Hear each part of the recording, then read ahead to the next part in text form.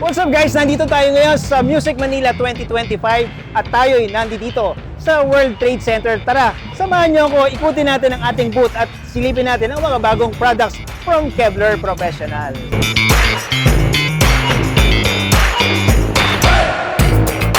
So mga tropa, bago sa line array family natin, ating R8 sub at ang R8 line array. Tara, samahan mo ako, silipin natin sa harapan. So, eto ang ating R8.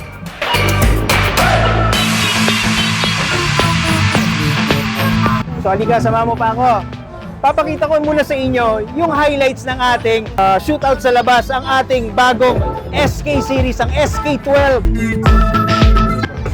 Single 12 line array speaker, ang ating SK18S. Top bass, and then pwede din natin siyang i-core stock. So, paano ba i-drive ang ating SK series? Samahan mo ako dito. Meron siyang designated na digital amplifier. So, ang pangalan ng ating amplifier, talika, samahan mo ako. Ang D7000. D7000 design siya para sa ating mga SK series line array. So, halika, ikutin natin ang mga naka-display ng mga line array dito sa baba. So, kung meron R8, meron din tayong R6. R6 sub at ang R6 natin.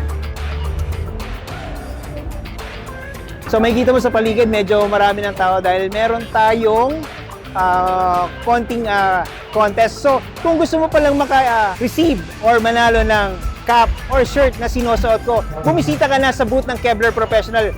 Day 1 pa lang yan, so hanggang Saturday tayo. So, ano pang hinahantay mo? Punta ka na.